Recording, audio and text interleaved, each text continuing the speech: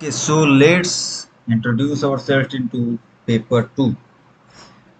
Look, paper 2 is qualitatively different from paper 1.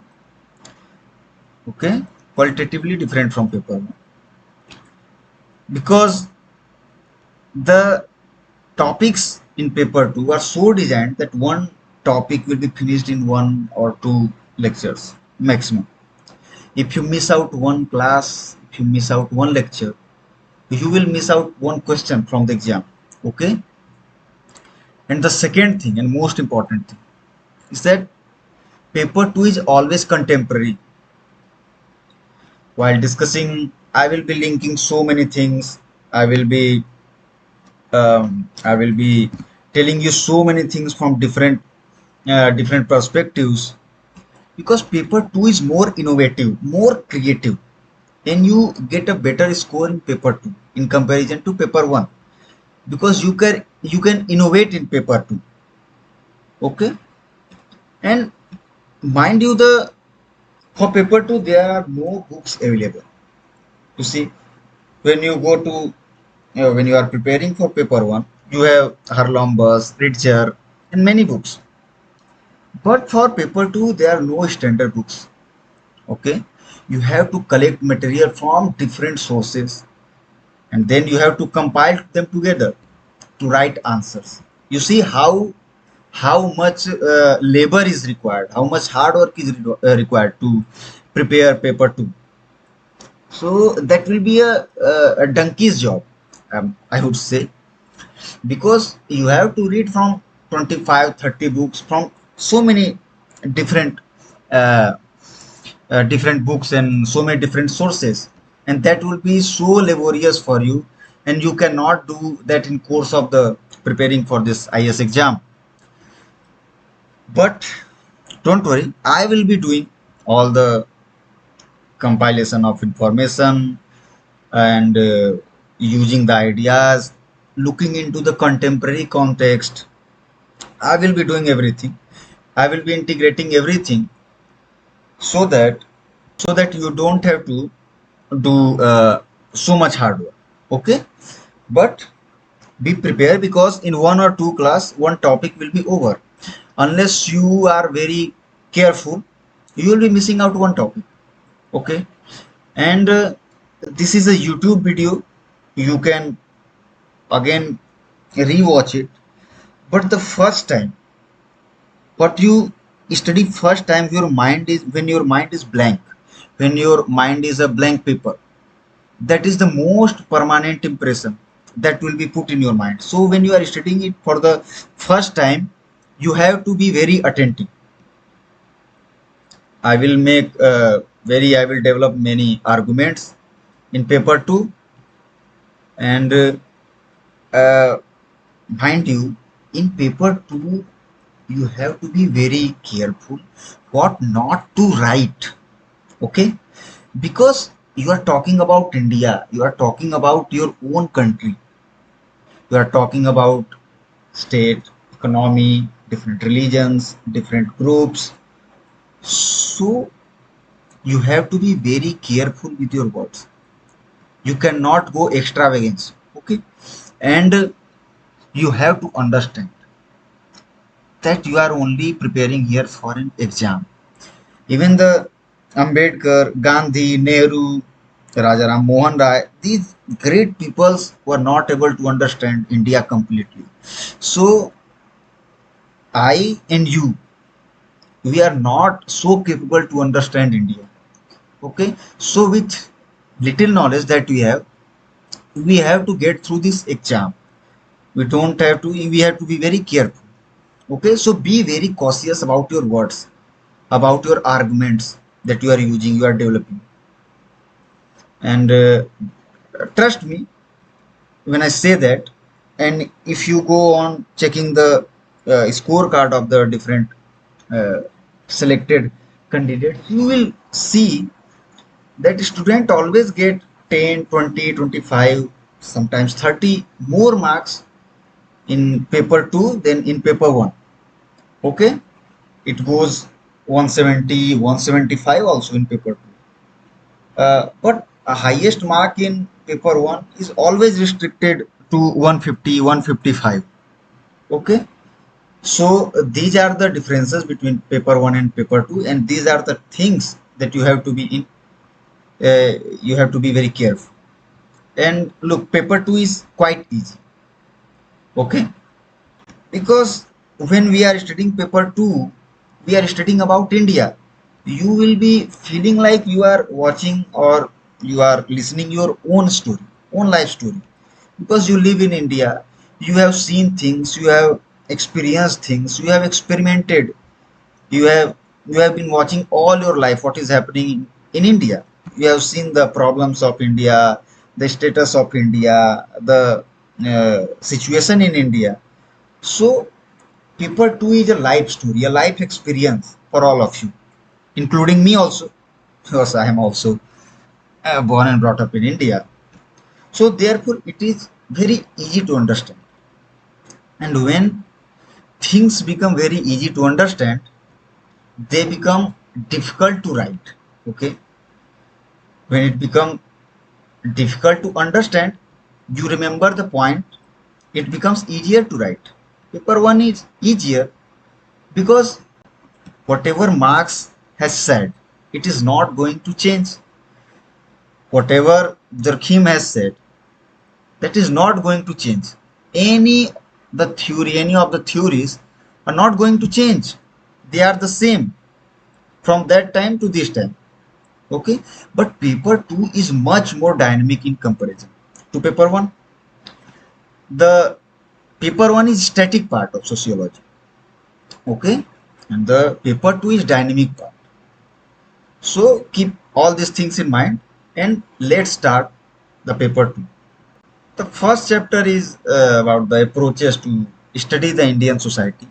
You will see the Indological approach, you will see structure functional approach, and you will see the Marxist approach to study India. And one question, two question always come from this chapter. You will always get 20, 30 marks from this question and from this chapter. So you have to be very careful and very attentive that this chapter gives you marks every year. And chapter 1 is primarily talking about the thinkers, their point of view. And uh, in this chapter, while discussing this chapter, I will be telling you different kind of perspectives to study Indian society. Uh, the Indian society, Indian culture, Indian social structure. When we let's see from where we get the first organized body of knowledge about India. Where we get it, we have a Occidental perspective. Okay, Occidental. And what is Occidental perspective? Let's see. When British first came to India, they carried uh, an opinion about India, and British opinion about India was too bad. The group of scholars, the British scholars, they looked down at India with so much prejudices. They said that India is a land of hunger, a land of poverty. It is a land of malnutrition. It is land of illiteracy, backwardness. It is a land of camels, snake charmers. The people in India are illiterate, barbaric, uncivilized. Okay? Some of them even said that India is land of tribes. See, who are these tribes? They said some tribes live in forest, in mountains. They were talking about northeast and Himalayan part. And some of the tribes live in the plains. They were talking about the Rajput, Brahman, and all those caste groups. Those who were living in uh, plains of India. So they said that India is a land of tribes. They are barbaric, uncivilized. They have not grown as a civilization at all. Okay, they only do agriculture and backward things. They dressed uh, very, very uncivilized manner. They speak a language that we cannot understand. Obviously, they cannot understand because Indians were speaking their language. Indians were speaking so many different languages. So they said that they speak in a language we cannot understand. Therefore, only tribals are living in India, are uncivilized barbaric people. Okay, the tribes of hills, those who are living in mountains, hills, and the tribes of plains. They categorized India, the people of India, in this. So, land of camels, snake charmers. They said that it is a white man's burden. You know, white man's burden. What is white man's burden? They said that we have come to India to make them civilized, to get them out of malnutrition, poverty, out of their suffering. They said that British has no interest in India. It is just a burden that has been put on their shoulders. They have no business in India but to civilize the people of India. Okay? British don't need this country. Unfortunately, they said we have come into India and now this is a huge burden on our head. We are very sympathetic people, very empathetic people. We cannot see Indians suffering in this way. Okay, so therefore we are doing for their cause. We are doing for their progress. We are doing for their development. Okay, so this view was the Occidental view of India. Huh? The scholars who were of this view, this was the Occidental view of India. Occidental. So one way of looking at India was the Occidental view of India. That India is a land of superstition, magic. It is a land of backwardness, no progressive thoughts, no progressive livelihood. India is a land of backwardness, snake charmers. So this was the Occidental view. This was disrespectful towards India. This was disregard to India. Okay, this was the huge extreme colonial bias. This view suffers extreme colonial bias. This is the purely Eurocentric bias. Okay, extremely colonial bias. So, mainly colonial rulers were telling Indians that you have nothing, you are uncivilized, you are poor. So, therefore, you have learned the ABC of culture. There was no culture in your country before us. So, the ABC of culture you have learned from our presence. You were hungry, we gave you food. You were illiterate, we made you literate. You were uncivilized, we made you civilized. So therefore, we are not here because we need you. Okay, we are here because you need us, and we cannot see you suffering. We don't need you. We have given you science, we have given you technology, we have given you industry, occupation. Okay, so you need us. So be thankful towards the British that we have come here. Be thankful. You were suffering from disease. You were suffering from chicken pox, smallpox, diarrhea, all those kind of diseases. Okay, so be thankful. We came here. We gave you medicine. Okay, so such prejudicial view driven by the colonial bias. This was the Occidental view about India. The over glorifying the material culture of Europe and ignoring the non-material and spiritual culture of India. Okay, this was the Occidental view. But there was another group of colonial rulers that who developed interest in India. They find that India has a great cultural heritage. India has great cultural heritage, great tradition, great dance, drama, music, art, literature, architecture, philosophy. India is rich with all these kind of treasures of culture. Okay, you go to different temples of India, you go to different states of India, you go to different part of India, you will see different food, different culture, different dresses, different temples. Okay, so this kind of cultural heritage, the marvels.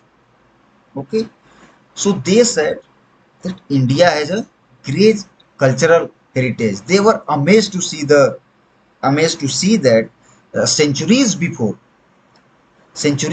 India has a great cultural tradition, and the traditions were codified in so many books. There were different forms of dance, different forms of music, different forms of architecture.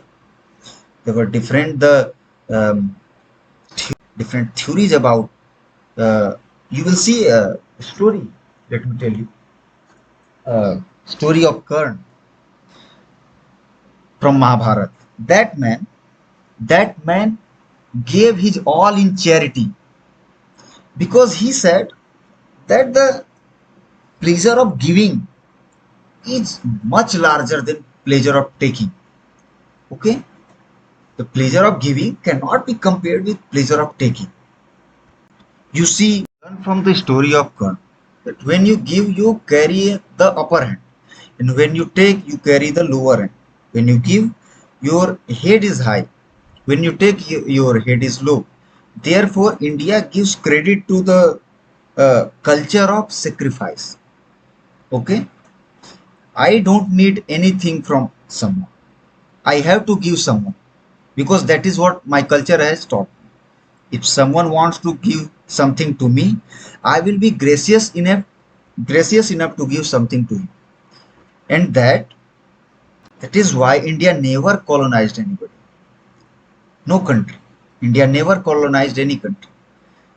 One sentence of Mahatma Gandhi we should all remember. He told that handful of British, driven by the spirit of materialism, colonized the world. And imagine that spirit of materialism, has it been ever entering into the head of Indians, they could have primarily left no place free in the entire world. Okay, so we always focus on the culture of giving. We always focus on the culture of sacrifice. The democracy come in America, came in America in 18th century, where the values of democracy were present from the Gupta times in India. In case of India, East India Company, has it been able to stay in America for a long period of time, the fate of India could have been something different.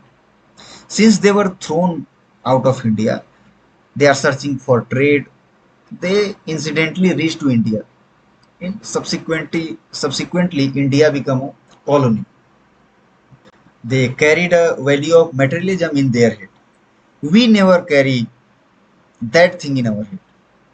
We always carry the culture of sacrifice, culture of giving, the spirit of making money, the spirit of looting was present in their mind. But we always value the family, the culture, the values of the society. When they came, we gave them hospitality. They fought against us, they looted our property. We forgive them. That was the beauty of India. We forgive British because we have the culture of forgiveness. This is the beauty of India. India always have been the land of forgiveness, land of tolerance. Therefore, if you go through architecture, if you go through literature, you will be understanding the great cultural character of Indian society. Therefore, many colonial rulers, the colonial scholars, realized that the India has great unseen cultural heritage. Okay, the people have so much knowledge. Okay, the culture runs so back, so deep, so back of the time when the culture in Europe was not even developed. Okay, the kind of knowledge that Indian uh, scriptures possess that cannot be compared with the materialistic thoughts and philosophy of the Europe and West. So India is a great cultural tradition, and some group of scholars coming together to see the kind of literature, the kind of history, the kind of culture, heritage in Indian society. They were very curious. They got very curious, and out of curiosity, they want to know more about India. And many of them they fell in love with India, and they revisited the cultural history of India. Therefore, what we know about unseen culture of India, so that we are able to know now, because our scripts, the copper plates, were all primarily translated by these British scholars. So they made us learn about our own cultural heritage. Because so many people came to India, we were slowly forgetting our own culture. It is through their research, those British scholars, through their research, we could got to know about the great culture of India, the great tradition of India. So these peoples, those who looked into India as the great cultural heritage, celebrated the culture of India, made us know about India, uh, what the we have forgotten. They made us know about India. So these people were known as Orientalist. Okay, these people were known as Orientalist, and the view they gave, the pride in Indian history, culture, tradition. This view is the Oriental view of India, looking into the great cultural tradition, great history of Indian society. And that history was present nowhere in the world. Nowhere in the world, the Indian kind of culture, historical perspective was present. The unique perspective that India has. So these people who were Orientalists, they gave us. Sir William Jones found the Asiatic Society, Max Muller, Andrew Long, all these people primarily studied the Indian society, and they translated many scriptures. They translated Vedas, Purans into the English so that we knew about our own culture. They said that don't see India in terms of poverty, malnutrition, overpopulation. India have to be studied, have to be glorified in its cultural tradition. India have to be glorified for its great heritage. Okay, so Oriental tradition offered a strong foundation to study about India. Seeing India from the lens of Indian taste, from the lens of Indian architecture, Indian folks, dance, music, literature, Indian ethical and moral values. They were comparing India from the Indian point of view. Okay, so this was the Oriental perception about India. So British developed two different kind of understanding about India. One is Occidental view about India, and the second is Oriental view about Indian society. And from this Oriental view of Indian society, a cultural explanation to India developed. And that cultural explanation to India is known as the Indological approach to study Indian society. Indological approach. And what is Indological approach? Studying Indian society through the lens of Indian culture, Indian history, Indian heritage, Indian folk tales. Okay, study India with reference to Indian culture, Indian history, Indian heritage, Indian art, Indian architecture, Indian manners, Indian language. So, Indian way of understanding India. This was the Indological view. Can you just look at India from the standpoint of Ramayana? Through the lens of Ramayana, what kind of India you see through the lens of Ramayana? Okay. What kind of India you see? You will see the true obedience, the love for the son, the love for the brother, the love for the wife, the love for the mother, a love of king for their subjects. Okay, have you seen any kind of this values in Western world? Have you seen? No, you will not see it. Let's get to the story of Bhagwan Ram. He was about to be a king. What his father said, for any reason, his father said that you have to go to forest for 14 years.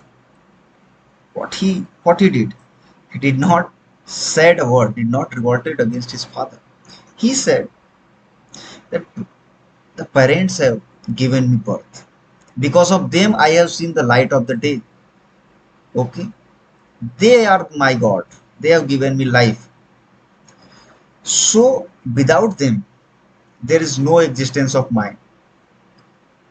So father is just not a person with just flesh and blood. Father is the creator. Mother is the creator. Parents are the creator. Because of the creators, the creation is present. So creation can never be superior to creator. So he obediently went to forest. In West, you will see only war for power. Okay, you will see only war for power. So when you see the India from the lens of Ramayana, you will see the honor, the respect, the politeness of son towards the father. When you see the story of Bharat and Ram, you will see that Bharat was given the state after Ram went to forest. But what Bharat did, he waited 14 years that one day his brother will come and he will hand over the state to the person who deserves it, who has the right to rule over the state. Have you seen this kind of values in Western world? No. Materialism, individualism, this kind of culture not present in India. India has the great culture, great values, great morals. So Ramayana is just not a story. Ramayana is just not a text. It is a text of culture. It is the text of values. It is the text of morals. It is a cultural heritage of India. The Ram gives his entire kingdom to his stepbrother. But what his stepbrother did, what Bharat did, he said that I don't want to be a king. You are the eldest. You deserve. You have the right, and you will be the king. I can be only representative. If you are going to forest with the order of the father, okay, I will be a representative if you are going. But whenever you come, I will be leaving this state. I will be leaving uh, this state as a ruler, and you will come and you will take this responsibility. So you see in West, the brothers are fighting in court. But what you see in Ramayana, there is no greed for money. There is no greed for power. A brother is sacrificing his all for the love of his brother. So we have to see India from this point of view. This is the Indological point of view. Seeing India from the Indian culture, Indian heritage, Indian architecture, from this point of view. This is the Indological view of India.